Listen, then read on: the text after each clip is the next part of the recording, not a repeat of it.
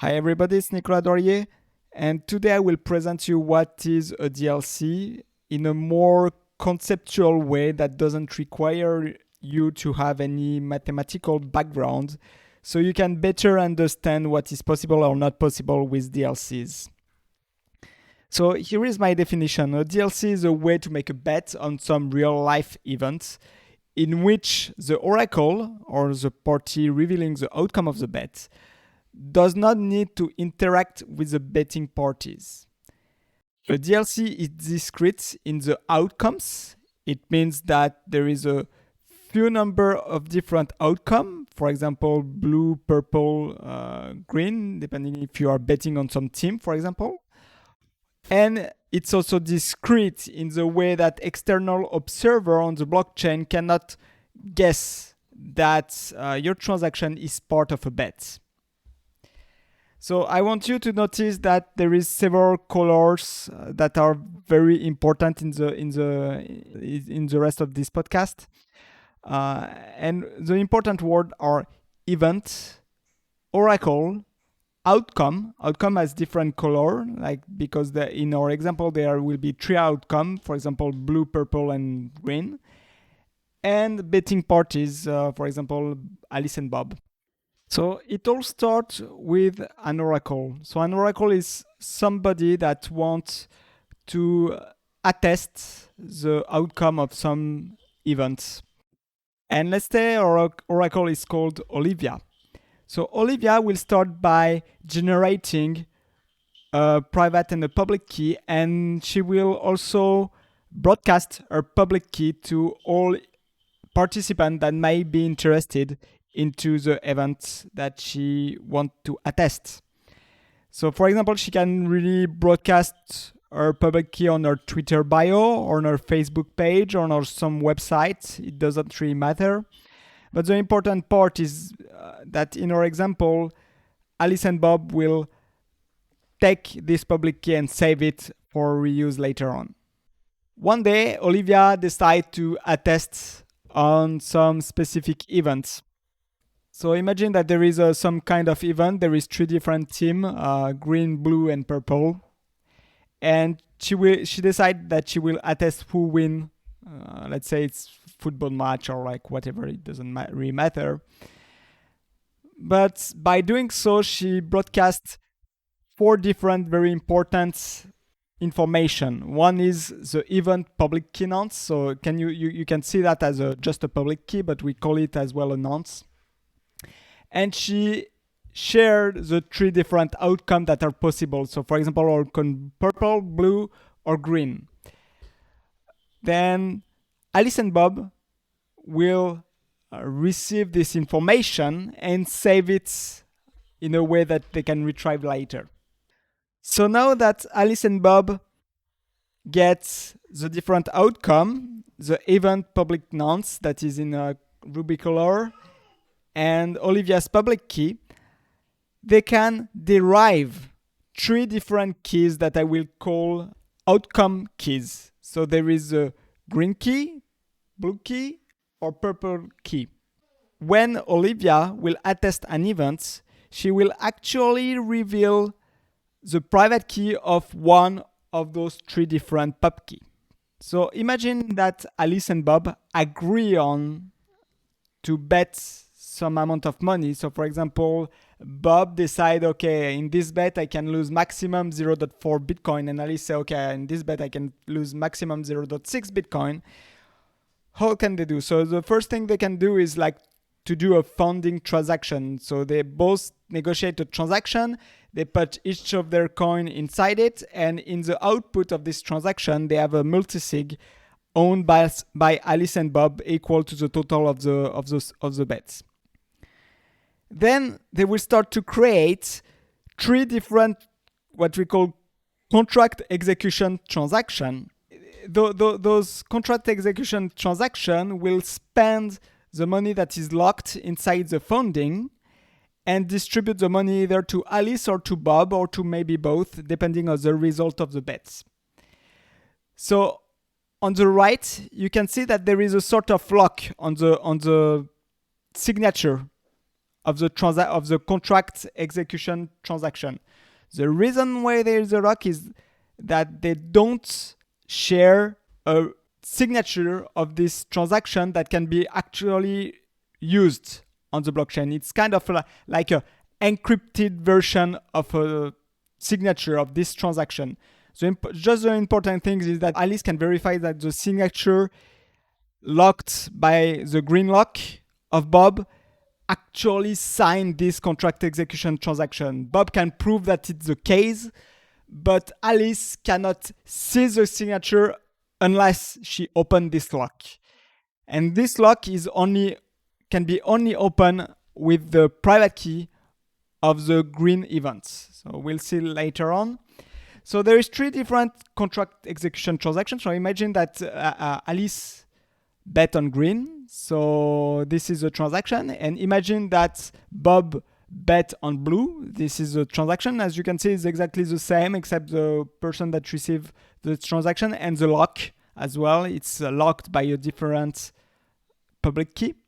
Maybe, if it's purple that win, then Alice want to get back her money and Bob her money. So maybe this the last transaction in purple, they all get their money back. So now let's see what are those encrypted signatures that I talked about. Actually, the name of such signature, encrypted signature, is called an adapter signature. And the interesting thing with this adapter signature is that you can create them with 2 different pieces. One is to get the adapter public key on one side, and on the other side, you need to have the private key on which you want to create this signature. So in our case, in the case of DLC, the adapter public key are actually the outcome public key. So for example, for now green, if you have the green public key and you are Alice, you can create such kind of adapter signature. And only with the private key, somebody will be able to open it, to decrypt this adapter signature. So let's see how it works, the decryption. So one day, Olivia will reveal the adapter private key depending on the outcome of the bet. And from both the adapter signature plus the adapter private key, you can get the adapted signature. This adapted signature is valid on the blockchain. So you can publish it and it will be a valid signature. But the interesting part is that this adapted signature is actually leaking another very important information. We'll see why later. From the adapted signature and the adapter signature, you can retrieve the adapter private key. And we will see why it's important. Actually, you also need the adapter public key for doing this. So you need 3 components to extract this adapter private key. And we'll see later on why it's very important.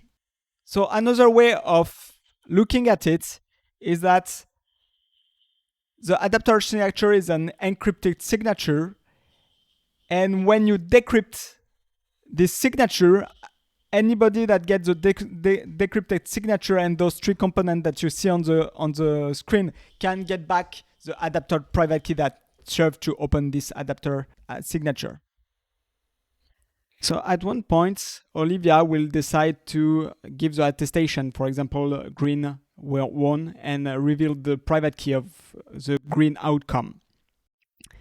With this attestation, then Alice will be able to decrypt the adapter signature of Bob and have a broadcastable transaction accepted by the Bitcoin blockchain. But here is why it's very important detail that those signatures are actually adapt signatures. Imagine that for some reason Olivia decide to be malicious and broadcasted this green attestation, but in secret, she also decided to give the blue attestation to Bob. So what will happen in this case? So it's where fraud proof comes in. If Bob decides to use the attestation that Olivia gave him in secret, he will be able to steal the money of Alice. But by doing so, by the mechanism we described earlier, any Alice will be able to take one of those adapt signature and extract the blue attestation out of it. And the thing is that with the blue attestation plus the green attestation, so two different attestation at once, then you can recover the oracle key. Alice can recover the oracle key. If the oracle decides to continue to use his private key, anybody from the adapted signature will be able to get the event private nonce. And from the event private key plus the oracle private key, you can get whatever attestation of any outcome that you really need. So another way of saying this is that if the oracle is leaking its private key, then anybody can start to attest any events that you want to attest in the future. So it means that nobody can use reliably this oracle anymore. So what about you want an oracle that bets on the price of BTC? It's very interesting because betting on the price is actually the base of many derivatives that we can find on normal markets. So you can make futures out of it. You can make lots of different instruments about it. So how will it work? So for example, imagine that you want to bet the price of Bitcoin in 30 days. Well, the obvious way of doing that is that, as we did earlier, Olivier is sharing her public key. She's also sharing her public nonce. And she can decide, okay, there is, imagine that the price is between 30,000 and 32,000. She can say there is in total 2,000 or more outcome, and I will, reveal one of the private key. I will attest one of this price. But there is an obvious problem with this, is that the price is maybe between 10,000 and 100,000. It means that you have 90,000 different outcomes that are possible. And the problem with having so much outcome that are possible is that, remember, Alice and Bob need to negotiate those contract execution transactions with all those adapter signatures, and sharing such a huge amount of data will make it very difficult. So instead of doing this, what Olivia can do is to create an even nonce for each digit of the price of Bitcoin. So for example, one for the 10,000, one for the 1,000, one for 110, one. And for each of these digits, there is only 10 outcomes from 0 to 9. And what Alice will do once she knows the price of Bitcoin is, for example, if the price of Bitcoin is 32,002, what she can just do is to sign for the first digit 3, for the second digit 2, for the third digit 0, 0, and 2. So what's the big deal with this decomposition? The big deal about it is that imagine that Alice and Bob are only interested into specific range of the price after 30 days. For example, the interval between 32,000 and 33,000. Imagine they're only interested into this range, and if it goes into this range, then maybe Alice gets all the money or part of it. The nice thing is that they can aggregate two of the previous outcome. So for example, the green, so of the one is the green key plus the brown key. So if we come back, it's the outcome 3 and the outcome 2 of the second event. So they can aggregate those two keys together and it creates a new key that represents an outcome in this interval. Why does it work? Well, you can see that whatever number fall into this interval, you are sure that Olivia will always reveal the the green key and the brown key. So if you want to represent such kind of range, you can aggregate those two keys together and create a new public key. And if you have the private key of both of them, you can make any signature you want. So they take this mixed key and they use that as the key to encrypt the signature, so to create this adapter signature. And now, like, whatever number in this range that Olivia will attest, you are sure you will get the green and the brown, and you can get the private key to decrypt the signature.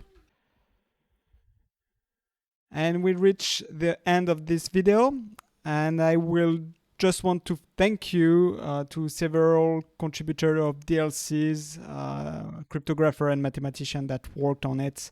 So Taj Drija, Andrew Postra, Lloyd Fournier, Nadav Cohen, Joas Nick. They have been working on the low-level detail of the mathematics, and we will be nowhere without them. And if you want more detail, we have the repository where we are writing the specification right now, so you can jump in. And we also have a simple implementation of DLC that is available in command line. I already made a video about it that is called NDLC. If you are curious, you can just come in. Thanks a lot for listening, and see you for our next video.